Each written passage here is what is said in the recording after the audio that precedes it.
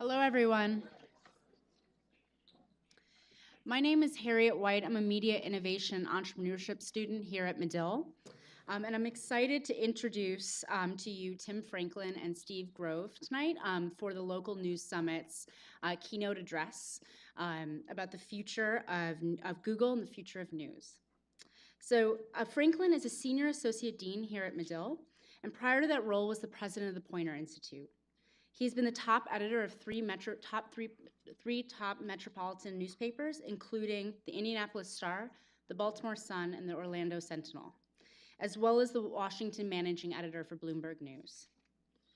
Steve Grove founded and directs Google's News Lab as a global division of the company that partners with media companies and startups to drive innovation in the news industry.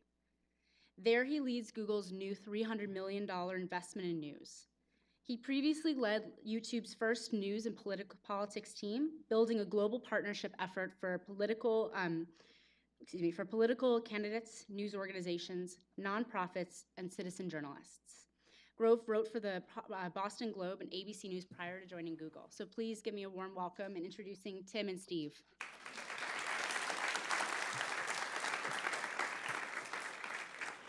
Good evening, everybody. Harriet, thank you for that introduction. Appreciate it. It's great to have you with us tonight, and I just want to take a couple of minutes to set the scene.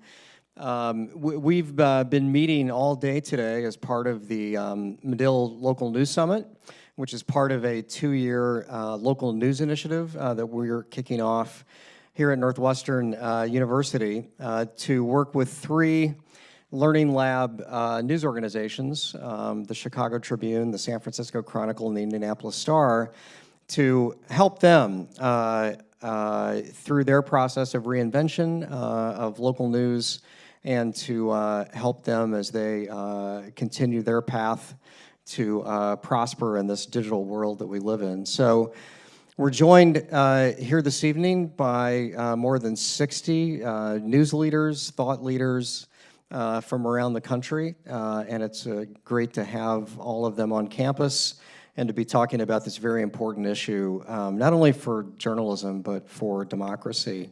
So anyway, and it's also a thank you to our guests who are here this evening for what I am sure will be a very fascinating conversation. And Steve, thank you so much for taking the time to be with us. I really appreciate it. Steve has a major keynote address in Washington tomorrow at an international journalism conference, but he was kind enough to stop in Chicago on his way to Washington. Is it on your way to Washington? I'm not sure. It kind of sort of is. To be with us here tonight and to talk about Google and to talk about the future of news. So Steve, it's really great to have you. Thanks for being here. Thanks, Tim. Thanks everyone for coming. So we're going to ask questions. I'm going to ask questions of Steve for about half an hour, 35 minutes. And then I would encourage you to be thinking of questions that you'd like to ask as well. There certainly are a lot of big topics, Steve, to talk to you about that are happening with Google. So let's dive in. So Google announced 2 months ago a $300 million multi-pronged news initiative. That's a lot of money, $300 million. Even for Google, that's a lot of money, I think, right? And it has 3 overarching goals. 1, strengthening quality journalism, supporting sustainable business models, and empowering newsrooms through technological innovation. Now, you're an architect of that initiative. Can you tell us what was behind your thinking and why Google is making this kind of an investment in news? Well, Google's been focused on news for a long time. Google News started in 2002, and we've done a lot over the years to navigate this new world of journalism alongside news organizations in the best ways that we can. And sometimes we've done a good job of that, and sometimes I think we haven't done a good job of that. So the Google News Initiative is a new effort, but it's sort of coming on the tails of, I think, a long period of time in which we have tried to figure out the best way possible to work with the news industry to build a better future for journalism. We've been doing that in sort of product ways in the past through creating things like AMP or our YouTube player for publishers. We've created teams like mine, the team that I lead, which is called the Google News Lab, which is focused on innovation using Google tools and data to tackle some of the bigger problems that newsrooms face. But I think increasingly we felt as a company that we need to do more. and that this is a moment of true importance for the future of where news is headed. And I think we felt that both in terms of us caring about that as a company because we care about the future of democracy and we care about journalism, and we feel like Google's mission to organize the world's information, to make it accessible and useful to people around the world resonates with the mission of journalism, to spread quality information to users everywhere. But also just from a business perspective, Google's business depends on great information existing for people to find.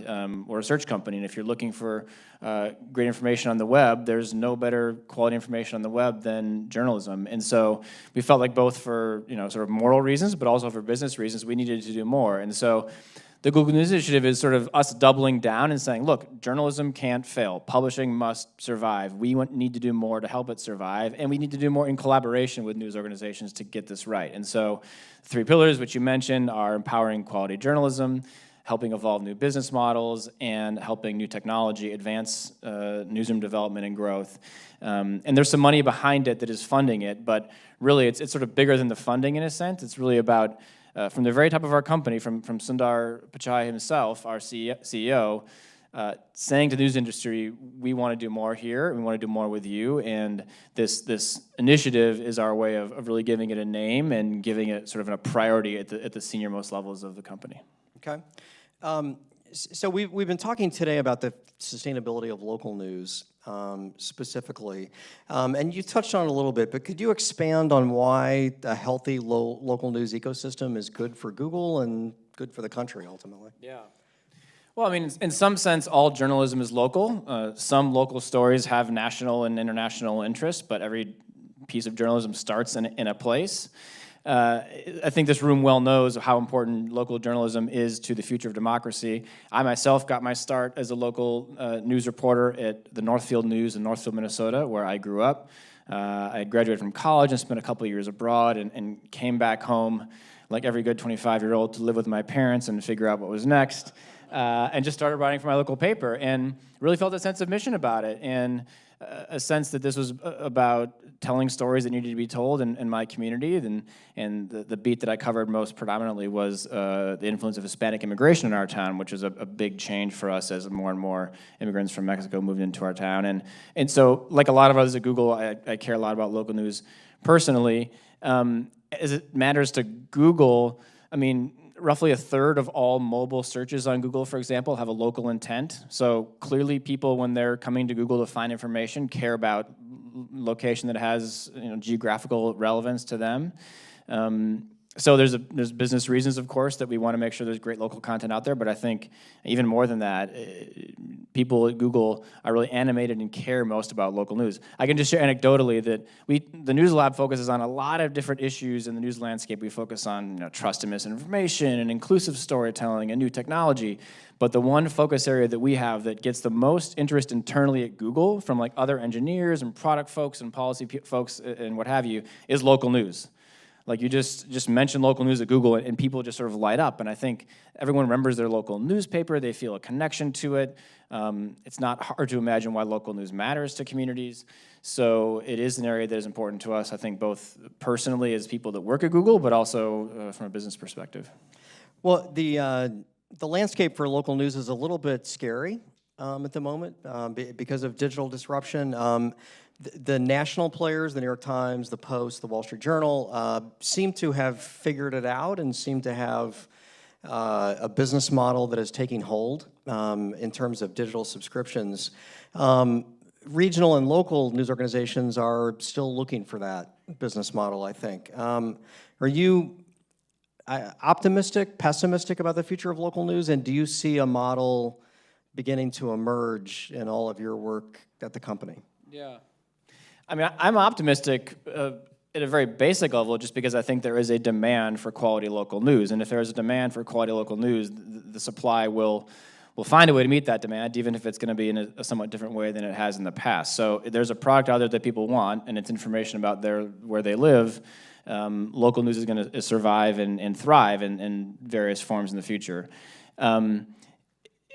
I don't know if it's just the Times and the Post that are getting the subscriptions equation right. The Minneapolis Star-Tribune, and where I live now in Minneapolis, is doing an amazing job with subscriptions, both digitally and in print. I think it's Suki Dardarian, who's here, is the managing editor of the Star Tribune. I think it's something like north of 50,000 digital subscriptions.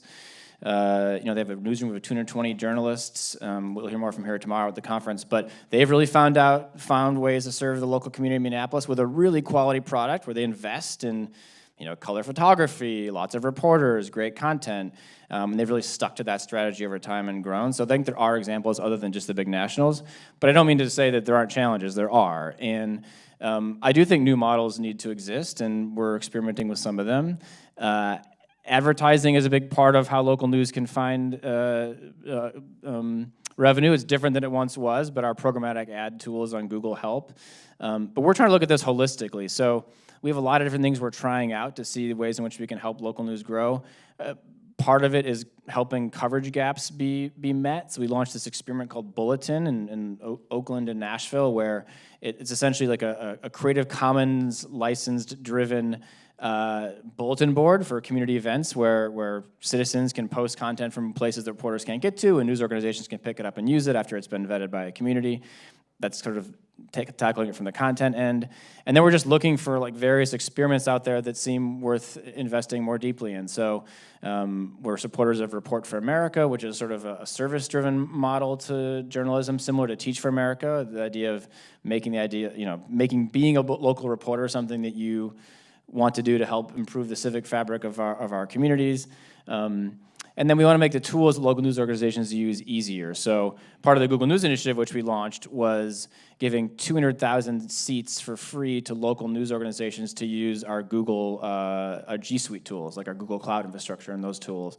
And it includes not just giving that technology away for free, but also providing like third-party developer resources for you to help your newsroom use those tools. And we're not profiting off of that. We just want to help with as many productivity tools as we can. But Google hasn't sort of figured out the solution for local news. I think people in this room have a lot of good ideas about where local news can head, but it is an area that we are increasingly focusing on more and more. Well, and so in conjunction, a follow-up to that, do you see Google making even more investments beyond the $300 million in local news? You want to break some news tonight? Do you want to let us know about another investment? No, but I can't blame you for asking. No more investment, Yeah. or no scoop? Well, no scoop, probably. Okay, all right, okay. I should say this about the $300 million, and I think, and a lot of folks at Google worked on this. It's my team and several others. It's some of you in the room who follow the news business may be aware of the Digital News Initiative Fund that Google launched in Europe a few years ago, which is much more like a fund. There's a sort of a request for proposals. They came in, a board vetted them, money was then. So it was entirely a sort of an ecosystem effort. We didn't take stake in the companies that we invested in. It was more philanthropic, but it was very much just money dispersed into the European news ecosystem. This funding is not like that. It's funding, not a fund, if you will. So it's meant to animate those three pillars of the G&I in every way that we can. But we want to keep it really flexible and strategic and a little bit less just sort of like a fund that we're distributing to folks. So no sort of news to break tonight per se, but I do think that a lot of the things that you'll see coming out of this fund will have interesting local ties to them. And I think when this money is used to its most effective ends, it will create open source models and learnings and ideas that like a lot of people can leverage. This isn't meant to sort of just help partner by partner news organizations thrive. It's really to help create new learning and new thinking at a time when I think that's really needed. Yeah, absolutely. So I have to ask you, some of your critics, and Google has critics, say that, I've heard that. Oh, okay. I have heard that. That the Google News Initiative, which is commendable, was too little too late for a company that has prospered through digital advertising and through local content. How would you respond to those critics? Well, I guess I would say that to look at Google or other tech companies as the source of the major challenges that news organizations have faced over the last 10 years doesn't get the story right, at least from where I sit. And that's not to say that Google hasn't experienced a rise in our growth at the same time the news industry has struggled, but I don't think they're related in the ways that people commonly share publicly or talk about publicly. For example, people will say, "Oh, well, Google and Facebook are a duopoly," for example, and that we sort of run the advertising world on the internet. And I think when you dig into that, you see how off that idea really is. I mean, the competitive landscape in advertising and the internet today is fierce. I mean, it is really sharp competitive pressures from so many different sources of revenue possibility online. The way that technology exists today, any new entrant in the startup space can very quickly grab market share.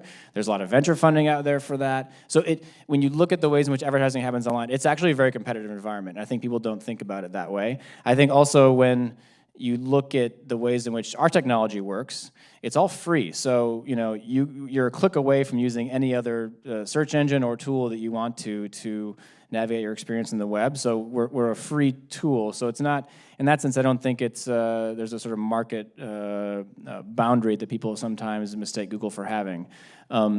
Additionally, Google gives $12.6 billion away a year to publishers through ad sharing deals through our advertising networks. The rough breakdown is 70% goes to publishers, 30% to us. So we do feel like we're helping publishers grow in that way. And about 10 billion clicks a month go from Google search to publisher sites. So we've always been a go-away site in that sense. We're trying to send you from our search engine to publisher sites to help you generate new audiences and leverage your advertising. So look, is the Google News Initiative too late or is it not enough? I guess I'll let critics sort of answer that themselves. We always want to do more. But I will say this, that I've been at Google for 11 years, and I've worked at YouTube and worked for a while at Google Plus and then started the News Lab 4 years ago, and I've never seen a moment when Google is more concerned about news and cares more about it at the highest levels of the company. And we hope the Google News Initiative is our best expression of that, and not just in the short term as a sort of experiment, but a sort of long-term investment in where the industry heads. And we will only get it right, by the way, if we're collaborating with news organizations on it. We don't see this as something that is just self-directed from within Google. It's really a partnership-driven model.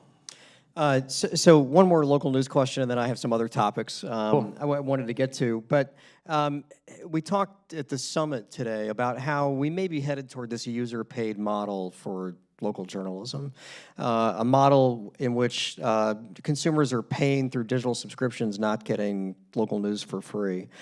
So if you buy that hypothesis, and I personally do, what does that mean for Google if suddenly local news organizations all over America are behind a paywall? Well, I don't think anyone at Google thinks that all journalism should be free, or that even that journalism should be free at all. So our perspective is that the more people that are paying for news, the better. I mean, it's up to each organization to figure out exactly how you want to structure that relationship with your customers, but we want to make that as easy as we possibly can. So one of the first product launches that we put in play alongside the Google News Initiative was called Subscribe with Google.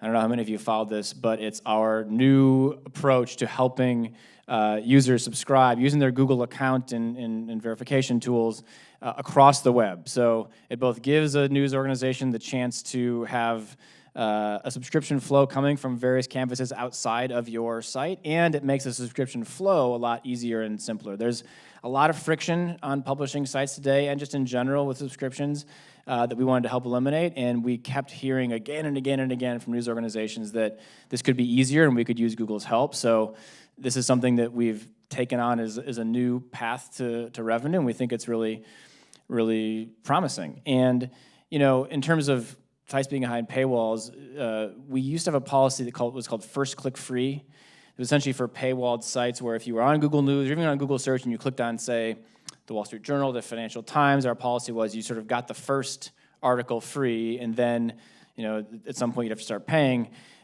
Publishers told us they increasingly didn't like that model. They wanted to have complete control over when and how customers started to have to pay. And so we've completely shifted to a model of flexible sampling where we work with news organizations to figure out how many articles they want to sample first, and then you can flip over to a paid model. So we don't think about it like, oh, we need local news organizations to make their content free and available for everyone. That's the organization's challenge. And even more so, we want to make that subscription flow an easier and more seamless product experience for organizations that want to use it. Okay. So will the one-click free model, will that continue? No, it's gone. So we eliminated it's called first click free, and we deprecated that policy completely, and now we have something called flexible sampling. So it's up to the individual site that has a paywall to determine how many articles will be free, or if any articles will be free, before kicking in the pay meter. And it's, there's a lot of research that goes into this, like when do you do that and at what time, and it's complicated, and it's really different and unique for not only every news organization, but literally every user. And so one of the other things that we're announcing, or that we've launched recently, and it's still early, is this whole idea of a propensity to subscribe signal. So we want to use, machine learning, Google Analytics data to figure out the exact moment at which a news user on a site is most likely to willing to want to subscribe, or if they're not going to be willing to subscribe at all, and figure out, okay, we're going to serve this user an ad because they're not a likely customer, and we're going to serve this user a subscription offer that has these components to it because at this exact moment in their flow, they're ready for it. So we're trying to figure out ways to help news organizations understand readers, which I know is a big part of the local news initiative as well, to convert viewers into customers. Okay, great, thank you. Well, we build this as Google and the future of news, so let's talk about the future of news, and the Google News Lab is all about creating new forms of digital storytelling. So I wanted to explore with you a little bit sort of where you see the industry headed and where you see storytelling headed. So what are some of the new forms of digital storytelling that you see, that Google sees, that you're the most excited about? Gosh, I mean, looked at that through a certain lens, it's never been a more exciting time to be a journalist. The amount of technology out there that exists to help tell stories in more engaging and interesting ways, and frankly to report on stories in more efficient and effective ways is really, it's incredible. People talk a lot about AR and VR and these really immersive journalistic experiences that really bring a sort of empathetic lens to a story in a way that really brings the reader there, and I think that is really powerful. It's a bigger investment to get into VR and AR if you're in a newsroom, so you have to make a decision of whether that makes sense for you. But one of the early projects we did in this space was called 6x9, which is with The Guardian, and it gave you a sense of what it's like to be inside of solitary confinement through a virtual reality experience. And mixed into that 6-minute-long experience was voices of past inmates who've been in solitary confinement before, stats on how solitary confinement works in the prison system across the country. It really, gave you a sense for what this experience is like for someone in a cell like that. And I think an approach like that to storytelling with virtual reality is really powerful. I'm almost more excited, though, about some of the stuff that's sort of like less sexy, if you will. Inside of newsrooms, I think the revolution we're seeing in artificial intelligence and machine learning is making the process of both doing journalism and posting and publishing journalism a lot more efficient and effective. And we've been doing a lot of interesting experiments with artificial intelligence in newsrooms. We've worked with Jeremy and his team at the Washington Post on using our natural language processing API to help transcribe journalists' tapes directly, sort of voice to text at a rate that's been pretty effective. Anyone who's done that in this room knows it's one of the most arduous tasks of being a journalist is getting those headphones on and typing out the notes. So we think that can be a really efficient tool in newsrooms. We worked with Hearst, who's here as well today, to use artificial intelligence to better put metadata tags on articles so that they can more quickly publish their articles with the right tags in it online, and instead use that time that they would have saved manually adding tags to an article, analyzing the data they get from the stories they publish, directly. And so things like that are sort of more backroom stuff, but I think AI, when it's most exciting, and Google is an AI company, it really eliminates these like arduous tasks that like slow you down in our sort of more rote but need to be done, and frees up newsrooms and journalists to do the really important work of reporting. So it's an exciting time, and at the News Lab, we're trying to experiment with as many newsrooms as we can on these projects and find ways to build stuff that works. So let's get out of the back room for a second and talk a little more pie in the sky, if we could. So for news organizations now, many of them, 70% of their readership is on smartphones.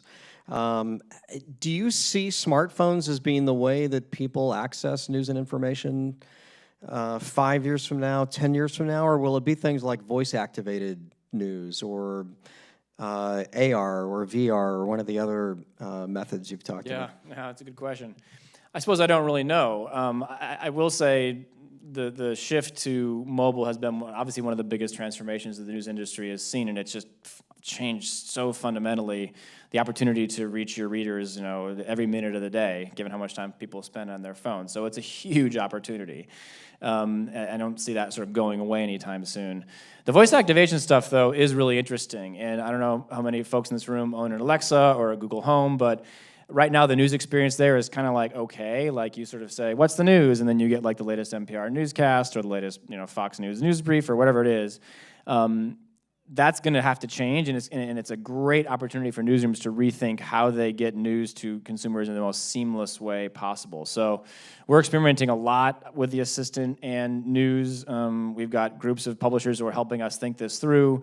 Not just traditional radio publishers either, right? Like newsrooms need to start thinking, obviously, about how they turn their content into sort of audio consumable content bites, and how to think about news like a conversation. Because when you're in the assistant environment, you've got someone asking you a question, you want to provide them a better answer. And right now, the assistant leverages a lot of great Google core technology that does provide answers to some sort of fact-based questions. But imagine if you could ask your assistant to tell you the latest news about a particular topic that you care about, and you got the voice of a journalist or news organization that you trust giving you the answer in a way that makes you feel a lot more connected to that story and a lot more trusting of the content that you've heard. So we haven't launched any of this yet, but these are the areas where we really think it's exciting to imagine a future for news that almost like having a conversation with a reporter in the newsroom directly asking about what's happened that day. So I'm very excited about that frontier of journalism for sure. And then can you talk for a minute about VR and AR? And I mean, right now VR is still a little clumsy. It's still a little, the friction points are still fairly pronounced. But do you see that becoming a mode of storytelling? I think it will. I mean, and it already is, and people are doing some interesting experiments here. I mean, the core tenet of journalism to sort of bring an audience with you and help them understand a story in a way they couldn't otherwise understand. I mean, VR clearly does that in ways that are important. My own personal opinion is oftentimes VR feels more like a sort of a feature or an opinion piece type component versus a news piece, because there's a certain emotionality to VR that changes the nature of the sort of relationship with the viewer. But again, that's my view, not really Google's. I think AR is even in some ways more promising because of the components you can build into an AR experience that are unique and different. And you see a lot of news organizations shifting from sort of a VR experimentation zone to an AR one. But these things they're still kind of expensive, and it's so I don't know that it's like a sort of I don't know if we're yet at a place where it's like, say, where video was when YouTube launched, where there's like a clear distribution pathway to people everywhere that they're going to use on a consistent basis. But you can certainly imagine a future in which we're all reading news in our little embedded contact lens or something, and in VR and AR. Google Glass. You had to bring up Google Glass. You're going to bring up Google Plus as well? No, probably not Google Glass, but a version of it in the future may make this sort of more compelling. But I will say this, VR and AR, both these areas where Google can build like the technology or the platform or the pipeline for this stuff, but really it's journalists and content creators who are going to make it come to life. I mean, Google's not going to be creating AR and VR content to fill our platforms. We need to partner with news organizations and others to do that. And my personal view is that journalism is the most compelling content you can consume, through these devices. So we're going to keep experimenting with it. We're excited. Okay, that's great. Well, I'm going to kick it over to you for your questions, but I have a couple more for you, and I think we'll have microphones that we can come through the audience with. So be thinking about your questions. But I wouldn't be a journalist if I didn't take this opportunity to ask you about fake news and Google. Yeah. Obviously, a huge problem internationally. And not just for Google, but obviously for Facebook and others as well. Could you talk a little bit about what Google has done to combat I call it the hoax news problem, because I think fake news has become kind of weaponized. But could you talk about what Google has done and what you're contemplating doing? Yeah, no, it's an important question. would say we're doing things on a lot of different vectors. Maybe it's helpful to kind of explain it in terms of how we break down the problem internally. I would say there's sort of 3 buckets in which we think about fighting fake news or fighting hoax news or false news, whatever you want to call it. The first is what Google on our platforms can do to better address this issue. The second is how newsrooms can better understand how to navigate an increasingly very complex web of information that's out there. And then the third and more recent area that we're exploring and doing more and more in is how consumers and viewers and readers intuit and interpret and understand the news in a really, really complex space online. So let's start with Google. So lots of things we've done for a long time in this space, but obviously increasingly in the last couple of years, we've really ramped up our efforts here. One is to make sure that we don't help sites that purport to misrepresent themselves make money off of our servers, so to essentially ensure that our ad networks aren't powering the development of those sites. The other, and I think maybe more interesting and relevant to this group, is how we're handling like crisis and breaking news situations. You may have followed some sort of unfortunate search results that came up around recent shootings that took place, where you essentially have a situation where to do good journalism, it takes time, right? When a crisis happens, journalists have to go to the location, interview people, understand, figure out what the truth is. Whereas if you're a conspiracy theorist or a ne'er-do-well, you can publish something in 5 seconds. And so you've got this sort of speed issue with content about a particular trending topic that is really tough to get ahead of. And Google as a search tool is not, it's not a ledger of truth. It's a tool to find answers to what you want to find. So there's this sort of relevancy piece to Google search that, for example, you need to be able to find what the fake news story is if you're a researcher, or you need to be able to find a very specific result on, say, the best table saw to get for the kind of woodworking that you want to do. So what we're trying to balance is essentially this like relevancy question that Google search has to deliver on, and this sort of authoritative question that a news result needs to deliver on to make sure we're delivering authoritative news results. I could get deeper into this, but I think the upshot is this. We've recently changed our algorithms to detect when a crisis news event strikes and drastically shift the sort of equation towards authoritativeness versus relevance. So now that means that in those situations, users who are searching in that time window won't find as specific of results as they might have wanted to find, but it also means that news content will be more predominantly viewable on Google search landing pages during these crisis events, and we think that's really important. So there's a lot of stuff we're doing on the product side on our platforms, but that's a big piece of it. On the newsroom side, that kind of second pillar, we're doing a lot to collaborate with newsrooms to better understand how to navigate this space online. We founded a coalition called the First Draft News Coalition. It's now based out of the Shorenstein Center at Harvard that is doing a lot of really interesting work alongside us in the trenches in this space, from basic training on verification and how to understand fake news to experimental reporting projects around, for example, elections. So we brought together 37 different newsrooms in France around the French elections last year to discover and debunk fake news memes that were rising in the French media, and then retarget ads to that original group that saw the fake news explaining why it was fake. We're going to figure out if that works or not. There's actually some research that shows like the more you highlight a fake news story, it actually gets sort of more believable just from the repetition principle, but we're trying stuff. And I think the big issue here is like, how do you get newsrooms to collaborate to debunk this information quickly versus compete against each other for that debunking when there's a lot of strength in numbers there. So we're doing that in Mexico right now with a project called Verificado for the Mexican elections. We'll be doing it again this fall for the midterms with the Disinformation Lab at Harvard. So this is kind of a tech journalism collaboration that we're proud of, and we think it's kind of a model of how tech companies and news organizations can work together. And sorry, this is a long answer to your question, but I think it is an important question. The last pillar is around how do you help consumers or readers understand news content more efficiently and effectively. And I think coming from Silicon Valley, there's this bias that we sort of have that like, if you build a great product or you have a great piece of content, people should just be able to understand it, right? It's like when you open your iPhone, you don't need instructions to start it. It should just be so intuitively interesting that you're not interesting, intuitive to use that you just find your way to set up.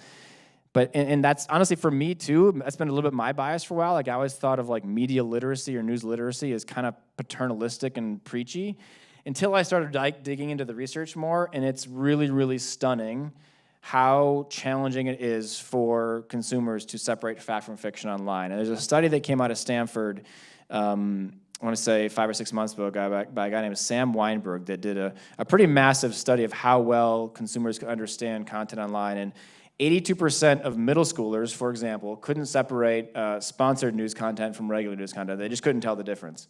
But it's not just kids. Stanford students themselves, and this is, I think the most elite institution now in the country in terms of acceptance rate, they only had a 50% hit rate on determining between two different websites which was the long-standing trade association of the American Pediatric Association and which site was like a lobbying site that was lobbying in that same topic because it was so well constructed. So anyway, we've been converted to thinking media literacy is also a big issue, and so we launched a $10 million project called MediaWise with Pointer, your former post, and some creators at YouTube and the local media association and a bunch of other educators to try to help consumers better understand how to consume media. It's a really challenging topic. There are some basic things you can use to teach consumers how to navigate the web better, but it's a critical part of that whole equation. So, sorry, this is a long answer, but this is the thing we care a lot about at Google and want to get right. No, that was good. And by the way, the Medill students would have been much better than the Stanford students at distinguishing fake news from real news. So there's been some discussion of having a labeling system on Google, where Steve Brill now has a new initiative that's starting up where next to a story there would be a badge of some kind and a consumer could see whether it was a credible news organization or maybe one that was less credible. Do you see that sort of an effort going anywhere? I think those efforts are important. It's always tricky for Google to be in that space because we try to stay away from being too editorial, but there are levels of information about a news organization, you might call them like nutrition labels, if you will, that help someone understand the background or sort of the constitution of a news organization that we think are helpful to make transparent. Many folks in the room may be familiar with the Trust Project or the Credibility Coalition. These are organizations that many of you are probably working with at some level or another that we are working with closely to develop these sort of indicators to determine how much work went into a particular story, what type of story it is, how many reporters worked on it. And I think that getting signals like that from news organizations is really important to help improve our algorithms to bring more trustworthy news content to news users. We've seen news organizations that have made some of those trust indicators public. So, for example, like labeling stories more effectively on their site have seen reader trust increase. So the Trinity Mirror did this in the UK. They actually made their Trust Project indicators public to their site. Excuse me. And they saw an 8% increase in people's trustworthiness of their content by their own, I guess, survey that they've done. So one example of, I think, why this is important. And yeah, I think labeling is critical. But I think it's the kind of thing where at Google, we need to work with news organizations to do that versus trying to label, that content ourselves. Yeah, okay. And then one more quick question. So we do have the midterm elections coming up here in a few months. You might have heard about that. Yeah. Is there anything Google is doing in particular in advance of the midterm elections? Because we know that this problem is just going to come up again and maybe even in bigger ways than it did in 2016. Any indication of what you might be doing there?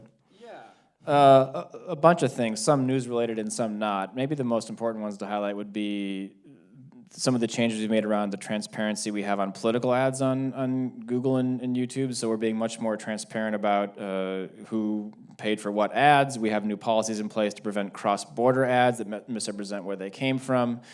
A lot of election transparency initiatives on that side of things.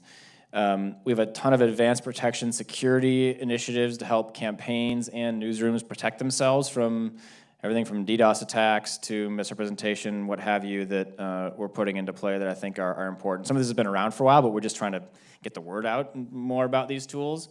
From a journalism and news perspective, I mentioned it briefly before, but we're working with the Shorenstein Center and First Draft on this information disorder lab that will tackle this actual memes and disinformation that arises on the web itself through a kind of collaborative reporting project. We're not actually doing the reporting ourselves at Google, but we're bringing our technology to bear there and doing a lot of sharing of kind of some of our data and some of the data that newsrooms have to better tackle that challenge, in real time. So those are some of the things that we're doing, and I think you'll see more come out. Okay, great. All right, Steve, thank you very much. So with that, let's turn it over to the audience for your questions in the remaining 20 minutes or so. And We have microphones. If you could just please identify yourself, and then we will get to it. Okay?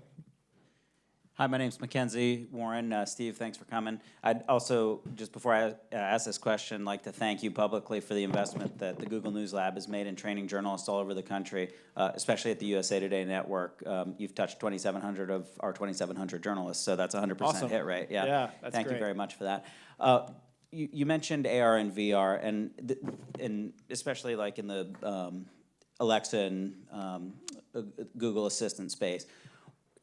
It's an immature space, and journalists are kind of not sure how to prepare content for those experiences, or even now, or what they're going to be in the future. So what do you kind of expect journalists, Google, and other third parties to be doing over the next year or so to establish standards that are going to lead to the less friction experiences and the more interactive experiences? You talked about how kind of lame those experiences are right now, and that's not just a technology problem, that's a journalism problem right now. Yeah. So how do we go about establishing those standards? No, that's a great question, and I think that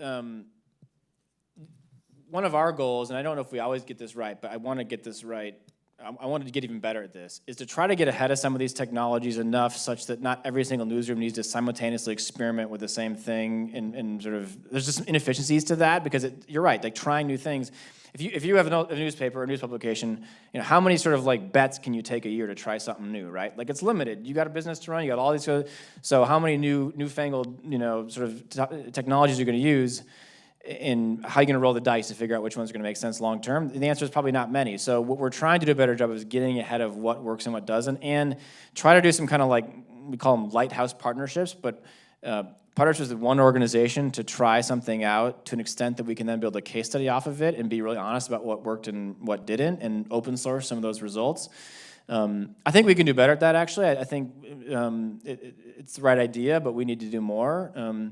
So I'd say for anybody here, you can obviously reach out to the News Lab if you want to experiment in interesting ways, but also expect to hear more from us on this front around how we can help newsrooms get ahead of emerging technology in ways that are interesting. But I don't mean to say that newsrooms shouldn't experiment. I think every newsroom does need to experiment. I just think we can probably Google, as it has so much technology and data, can probably play a more efficient role of helping share learnings across news organizations, and I think it's something we really want to get right. Yeah. Over here. I'm Kim Jansen. I'm with the Chicago Tribune. You said several times you're not interested in producing the content in various contexts. Could you explain why and how that conversation happened internally? Like why Google doesn't want to become a news organization? Yeah. And yeah.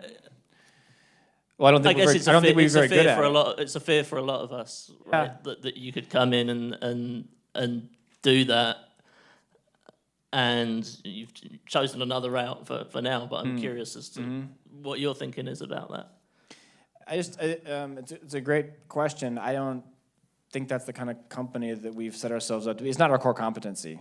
Like I said it before, using VR as an example, like we can build these technologies and these tools and these platforms that help news organizations reach new audiences, but we aren't in the business of trying to actually create that content ourselves. And I think there is, journalism exists as an entity in and of itself as the fourth estate for a reason. It is separated from corporate interests. It can call truth to power.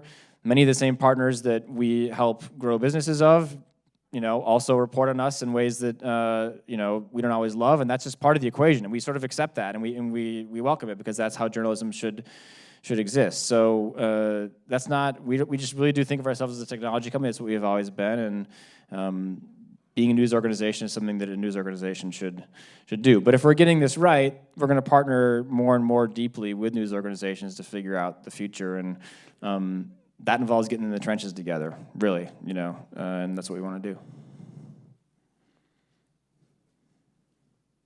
Hi, Lydia Chavez from Mission Local. You guys are actually members, so thank you. Yeah.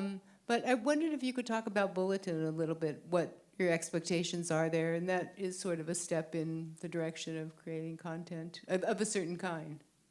So Bulletin, just to recap for folks, I mentioned it briefly earlier, but it's a new tool that we're testing in Oakland and Nashville, and it's a kind of community reporting resource where it's a progressive web app, essentially, that citizens of those communities can use to post a photo from the baseball game or take a picture of the puddle or whatever city council meeting, wherever they're at, they can post content from it. And there's a community moderated system and a series of policies that kind of govern the content that is posted.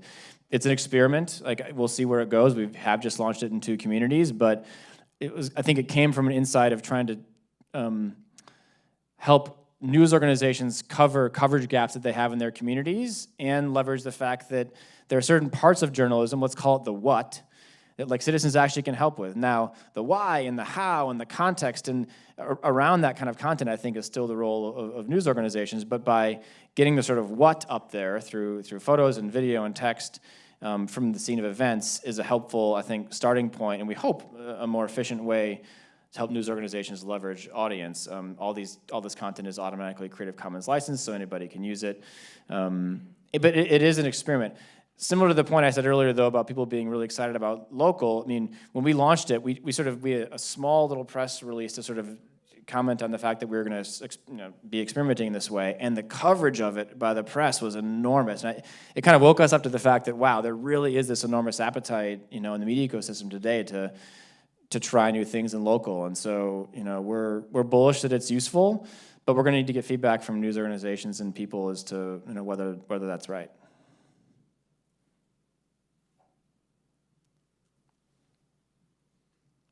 I just wanted to ask about the security of the Google tools for the newsroom, because many people might worry, oh, well, then can Google see into everything that newsroom is doing? Yeah, no, we can't. If we had technology that didn't have security and privacy, we wouldn't be in the business that we are. I mean, that's how we develop trust with our customers and our users. And so if you're referring to G Suite, for example, it is a completely, you own the customer, you own the data. It's a tool that you can use to leverage your operations, but we aren't peering into your newsroom through it. So my name is Harriet White. As I mentioned, I'm one of the MSJ students here, and I'm curious because I'm working with the local news initiative this summer, and there's a real value on human-centered design. What do you think is the value of going out and talking to news consumers in terms of, media innovation and rethinking how we're going to deliver local news? I think it's essential. It's not just like something you kind of should try. It's like it should be where you start, actually. So we do a lot of this research, both with news consumers and how they experience news in a variety of different mediums, and then also in newsrooms. So we do a lot of ethnographic studies inside of newsrooms where we'll send members of our news lab out into a newsroom to spend a significant amount of time in that newsroom. We'll bring a researcher along with us sometime, really get a sense for what the pain points are, what the challenges are. We actually just sort of do some observing to see where technology is integrated and where it's not, and we really use that to then leverage what we do. The Subscribe with Google product, for example, leveraged, I think, there's like 60 different working groups in 12 different countries to get a sense for exactly what a subscription flow should look like at Google. We don't think just because we're a technology company that we're going to get the technology right for newsrooms without talking to them, and so it's a really important part of that work. And then from a consumer standpoint, figuring out the sort of personas of a news user and how they come to a news experience and what they expect to get and what they need is critical. We did a lot of research around that and lead up to the relaunch of Google News, which you may have seen at I/O a month ago. But that's sort of the foundation of Google's approach to everything is like know your user, know what your technology can offer, and connect them in exactly the right way. And as I saw the discussion play out earlier today for a window of time, I feel like that's what you were all doing in the newsroom, in the room today, was thinking about what the user is for local news and how to meet their needs in the right way that both are true to your mission and deliver them the information that they need. And so I think that's something that you see news organizations doing more and more of too. Hi, I'm Tom Stites from the Banyan Project. I'm very interested in what you're doing with new business models. I wonder what the scope is. Are these plugins? Are these full new models? What are you up to? Yeah, I'd say so that is a big pillar of the Google News Initiative, is how to help news organizations evolve new business models. We don't have a series of business models in a box, so to speak, that we're sort of farming out. Business models that we're going to help news organizations develop, are going to be collaboratively created, I think. subscribe to Google is one version of that. Obviously, subscriptions are not a new idea, but getting them right online in a way that is really thoughtful and useful and seamless and frictionless for user is something that we really want to invest time in. So there's subscriptions as an example. But I think this is actually where the Google News Initiative would like the help of other news organizations to figure out where we should invest next. Like, what are the other business models that we should consider? Is there a membership model? You look at what the Guardian does around membership, or what like Berkeley side does around membership in the Bay Area, for example. It's a different kind of value proposition than a subscription in a sense. It's becoming a part of something, and there's a sort of like patronage piece to that equation that is interesting. And then we're looking at nonprofit models too. Report for America, like I mentioned earlier, is one example of that. But we need to do more, and we need to do more alongside news organizations. So we would welcome ideas that others in this room have. Hey, Steve. Esfan Poran from Hearst. Just wanted to congratulate you on the Google News app release. Oh, cool. As a user, it's fantastic. As the head of revenue for local news for Hearst, it scares the hell out of me. So the question that I have for you is specifically, how are you guys thinking about local news in the Google News ecosystem? Because I'm sure engagement has gone up. It's a much better experience. Yeah. As a user, I tend to go to it as my destination now. It's probably scaring my old employer, which is New York Times, and their whole idea was they wanted to become the destination, but as aggregator tools get better, it's going to drive more traffic, much more engagement. Maybe the New York Times, the Washington Post, the WSJs, they'll stay destinations. For local news, I think these kinds of aggregator apps pose an opportunity, but at the same time some risk as well. Because we're trying to kind of build that experience as well. So I just wanted to get your thought process in terms of what you're thinking about Google News, the product, and how it interfaces with local news. Just to get a sense, how many folks in the room have used the new Google News on your phone? Have folks seen it? Okay, so everyone's probably familiar with Google News, but we did the biggest relaunch of the product we've really ever done just a month ago at I.O. And really the kind of core philosophy was, let's bring the power of artificial intelligence to news to deliver all the important stories that people want based on their interest, and also based on what's nationally and internationally trending inside of one app. And we have over 350 local news partners who are part of that ecosystem, and they can use a local news tag on their article to signify that a piece of content is a local news story. And the section at the top of the app, when you open it up, is called For You, and there's always local stories in it. So in fact, I think we're actually probably driving more traffic sort of above the fold, if you will, in that app to local than we may have in previous versions of Google News. It remains to be seen. It's super early, so we're not claiming success by any measure, but I will say that local news was a key part of the thinking and the strategy behind that app, because we want to provide the most relevant possible content to each individual user, and that's oftentimes local news. So I would be very curious to see what you're seeing from it as this goes, and whether you feel like you're getting more traffic or less, or what the experience is. But I'm not sure if it's going to cannibalize the audiences of other apps, or if it's just incremental audience that people will use, that you'll get because Google News is a better experience. Let's find out. But I think what we did feel like is, for a company that has the tools we have around AI, to not apply those to journalism in a way that is helpful to publishers and to users would be a shame. And so it was really an ambitious project, and we just started it, but we're excited about it. And I think early reviews from, I think, both publishers and users have been positive, but we're just starting in this space, so we welcome any feedback that people have. Okay, it's a good question. I think we have time for maybe one more question. Do we have? Yes, in the back. Jay Johnson, a visiting alum. I certainly do not want to single out Google on this, but as long as you mentioned you've worked with other media organizations, I just wanted to ask you, whenever in any form of media, one often will see information published that's scientific, mathematical, or about world geography, foreign names and terms that is thoroughly inaccurate, ranging from laughable to appalling. I was just wondering who in the media organizations scrutinizes such information before it's disseminated to the world? You mean particularly like medical content in sort of scientific? Using millions and billions and micro and milli and chemical names and foreign. Sure. It happens all the time.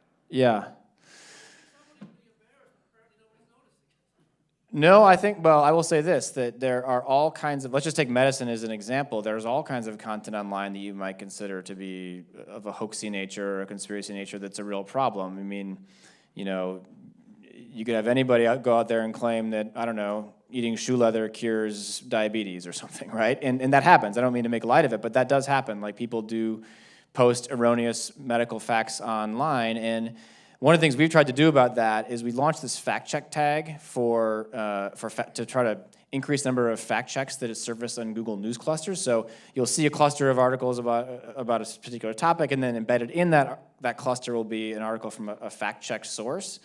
We really think this is important to drive more content to fact-checking sites, both because it helps readers trust the content more, but also we want to spurn the number of fact-checking organizations that exist out there today. We have partnered with the IFCN over at Pointer with a goal of doubling the number of fact-checkers by 2020. This is an art and a science that needs to grow in its time in media.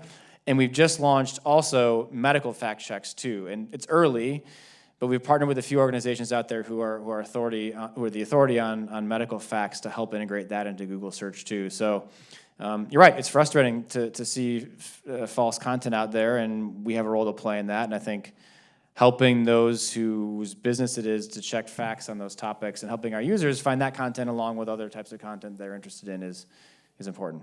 So I'm glad you asked the question.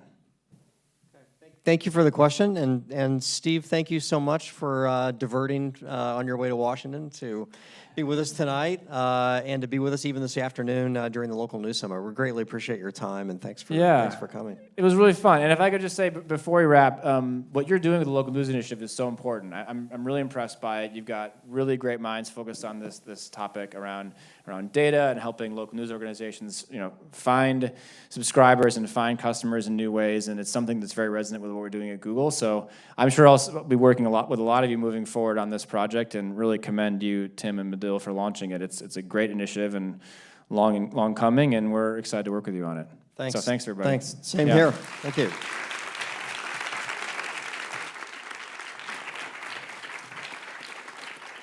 And for our local news summit participants, we'll see you in the morning. We have a great program for you tomorrow morning. Look forward to seeing you, and enjoy the beautiful night. Thank you very much.